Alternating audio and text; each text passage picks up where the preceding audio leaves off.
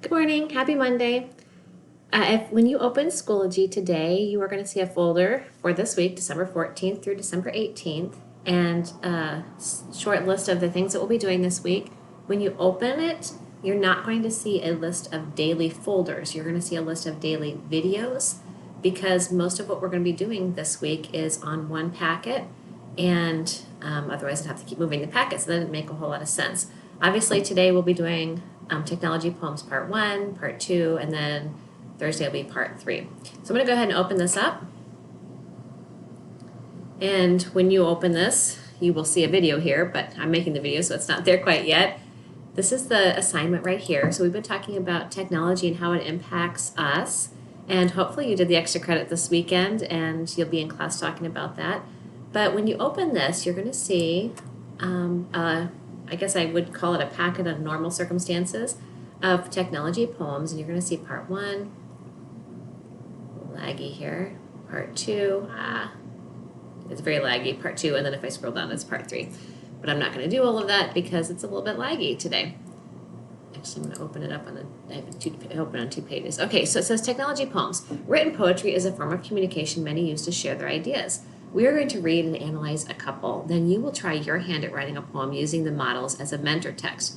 You will use this document for several class activities and assignments. Part 1 is going to be the class poem together. Listen to instruction, which I'm going to give you here in a second, and participate in class discussion to take notes about the poem Save Our Children from Technology by Lynn Paul. So if you're unable to listen to class, then you're supposed to be here. So this is called Save Our Children from Technology.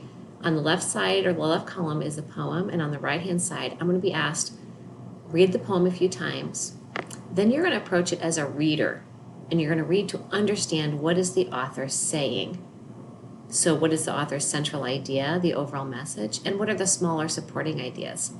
Then you're going to approach the text as a writer and read to notice the author's techniques and styles. So I'm going to go ahead and read it.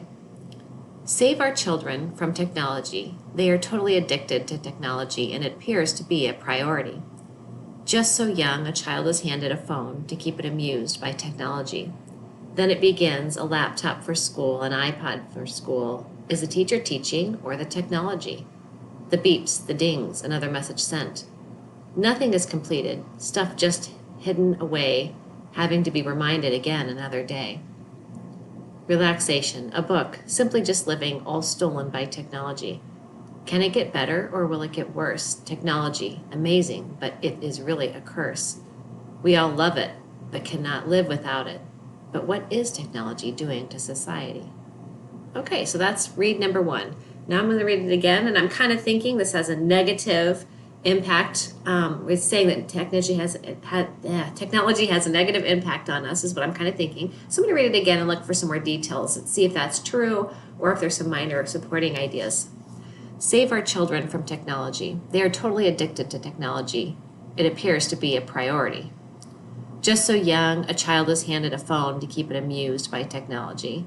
When I read that, I'm kind of thinking of, even if it's not a phone, a lot of times there are different handheld games, or even if it's educational, we are having kids work on technology at a very, very young age. Then it appears a laptop for school, an iPad for school. Is this teaching? Is this teacher teaching or the technology? Oh boy, is that relevant now. Obviously, we are in a kind of a weird spot where we have to use that technology, but this poem was written before that. And so, and I know that even teachers have been going back and forth on, do we do live teaching on our Google Meets? Do we push out a video? Are we requiring kids to be on technology too much? And it's been really hard for us trying to decide what is the balance. So that's really relevant for me right now when I read that. The beeps, the dings, another message sent. That just seems kind of out there in the middle, but then that's exactly what happens. In fact, I can even feel my phone buzzing right now as I'm doing this.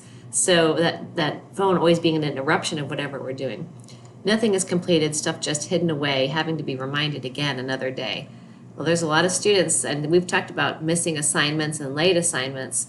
And so I can see that even though we're working on technology, technology is one of the things that is distracting us. Relaxation, a book, simply just living, all stolen by technology. Okay, and so then we that this is kind of saying that we don't read books much, or we don't just go out and do stuff because we're so consumed by our technology. Can it get better or will it get worse? Technology, amazing, but it is really a curse. Okay, so now this is talking about it's two parts of technology. It's awesome and it's terrible. A curse is something that's really bad. We all love it, cannot live without it, but what is technology doing to society? So I think this was saying that it would have a negative impact. So I've read it a couple of times. Approach the text as a reader. Read to understand what is the author's central idea. What is the overall message she is saying to us about technology? Well, I would say overall, she is saying, and I'm going to make a copy of this real quick because I can see that this is my master copy and another teacher is working on this. Sorry about this, you guys. So I would say that this author is saying technology is bad and we are too consumed by it. So what I mean by that is we just do too much. And so it is bad for society because we aren't doing so many other things in life because of technology. So some of the supporting ideas, one thing I noticed is like right here, it says that we start technology when kids are very young.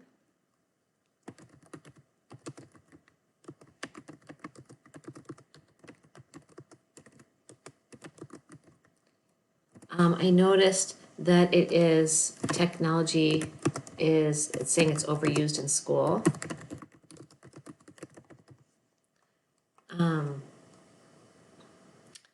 I'm seeing that like this right here, it says that the good things in life are kind of being stolen by technology.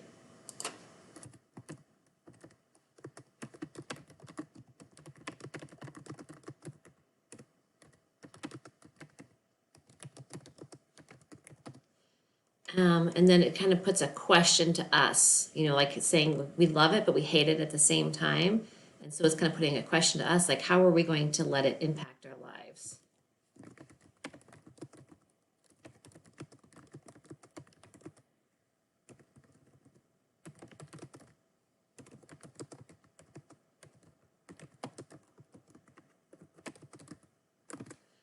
Okay, so I got that part done. Lastly, you are to approach the text as a writer. Read to notice the author's techniques and style. So I notice sometimes this author uses rhyming and sometimes not. So it says, to save our children from technology, they are totally addicted to technology. It appears to be a priority. So, and this isn't a really good rhyming, but I see rhyming there. I noticed it again down here, worse and curse. Honestly, my opinion is I don't really like it because it's not consistent. Let's see, it's going to be rhyming in some stanzas. A stanza is a section of a poem, so it's kind of like a little paragraph. So like this right here is a stanza, but not consistent. Okay, and then I also noticed that right here, the beeps and the dings interrupts the longer stanza pattern, which I think is kind of cool because that's what a phone does. It interrupts our pattern. So phone notification.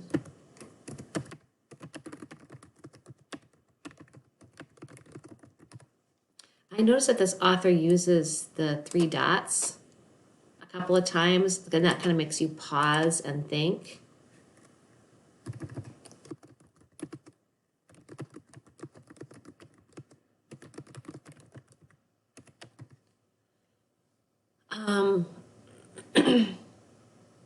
I noticed that the word technology is used a lot. I'm not sure if I like it or not, but kind of thing that I mean for that. So that's what I need you to do for today. Just kind of read this and pay attention. Let me know if there's anything else that you notice on that. Tomorrow you are going to be doing step 2. If you want to get a head start on that, you're welcome to read the directions. But you're going to see some linked poems, and you're going to do the same thing with what we did today. All right, I'm sorry this video is long, but there's not really any new homework. Don't forget to do your Read 10. Great to see you guys, even if it's through video. Happy Monday, you guys.